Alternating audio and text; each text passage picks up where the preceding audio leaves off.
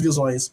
Mas, Gilberto, iniciando aqui o nosso tema, né, o nosso objetivo como a gente tem dito, é discutir as questões da nossa região norte, no Noroeste Fluminense, né? E uma questão que está em pauta agora, né? A gente está em ano eleitoral, né? Campos está completando 189 anos, né? Completou ontem, antes de ontem, né? Dia 28. E um determinado grupo de comunicação da nossa região, e aí que não é uma crítica, estava fazendo uma série de entrevistas, qual o futuro que você espera para Campos. E aí, para começar a nossa conversa, eu faço essa pergunta para você, e aí qual o futuro que você espera para Campos, mas com um diferencial. Fazendo um retrospecto da história de Campos, né, até aqui, e como você avalia a história.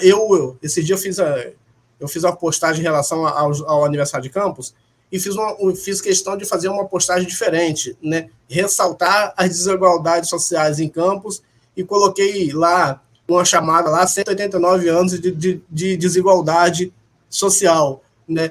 Como que você avalia Campos ao longo desses 189 anos e qual a sua perspectiva de futuro para o município?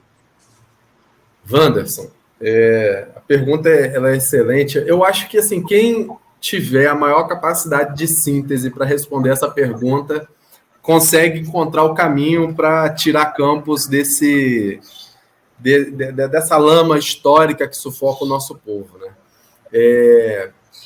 Não é possível a gente falar de Campos sem voltar no nosso passado escravocrata, muito marcado até hoje, numa relação pautada pelos sobrenomes da nossa cidade, pautada pelas mesmas famílias. Se a gente for observar, as grandes elites econômicas da nossa cidade são herdeiros ainda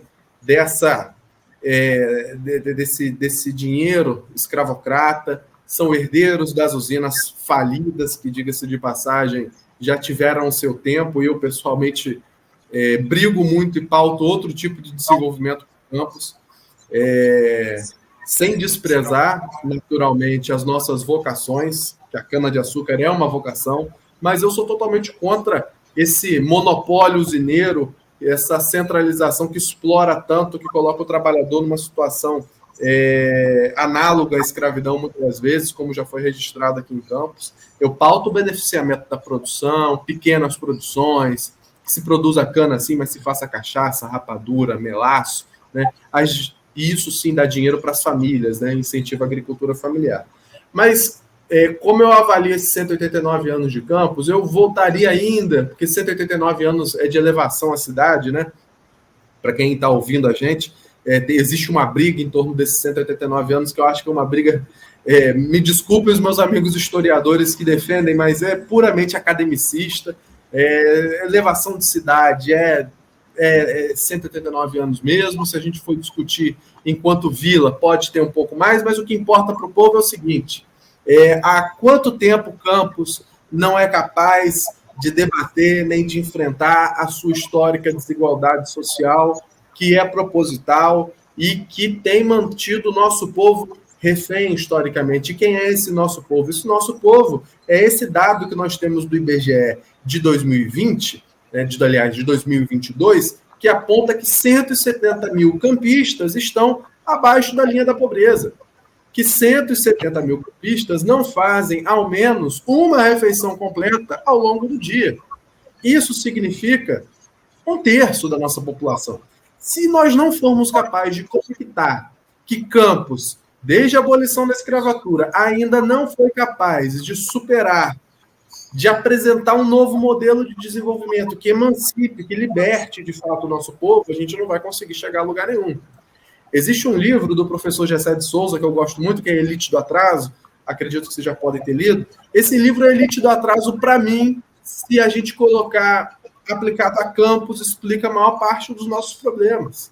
Porque existem alguns tipos de elite, né, Wanderson e Sandra? Existe uma elite que, apesar de ser elite, vamos pegar uma elite um pouco mais moderna, ela entende que se o povo avança, se o povo consome, que se o povo melhora de vida, para ela também melhora. Claro, ela vai ter uma possibilidade de ascensão.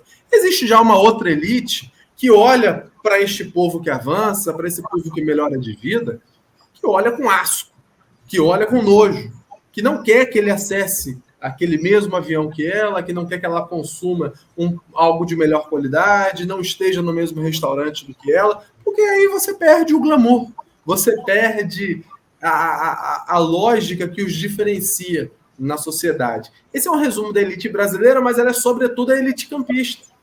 Essa elite campista que é herdeira das usinas falidas, que apenas se sustenta com o sobrenome, né? Que vive de fazer permutinha para publicar nas redes sociais. E isso hoje, dessa elite, hoje que concentra e mantém, sobretudo, a desigualdade na nossa cidade, explica um pouco da onde nós viemos e para onde nós estamos indo. Se a gente for observar e levar isso para a política, existe uma elite política na nossa cidade. Uma elite política que, assim como os usineiros, passa a sua herança de pai para filho. Nós temos isso. Quais são os principais nomes colocados ativamente na disputa da nossa cidade? São herdeiros políticos e econômicos, em que o sobrenome pauta as eleições. Do pai que já botou o filho, a filha, e vai botar mais quantos puder, né? Como herdeiros, o outro pai que já botou o filho e vai continuar. Então, assim, a gente observa que aqui em Campos não há como a gente avançar em qualquer debate sério de cidade, de desenvolvimento, industrialização, geração de emprego e renda, enquanto a gente não romper com essas amarras do passado. O próprio povo é vítima disso e a consequência a gente vê no processo eleitoral. A gente tem um povo famélico, a gente tem um povo miserável, um povo muito sensível, vulnerável, e a manutenção dessa miséria ela é instrumento político das elites. Porque essas elites se utilizam da miséria, da fome, das situações que o nosso povo está exposto nos bairros, nas localidades, nos distritos, para a manutenção de uma lógica de poder, né? Para poder chegar ali às vésperas da eleição e fazer o voto de cabresto, comprar o voto, como a gente sabe que historicamente acontece.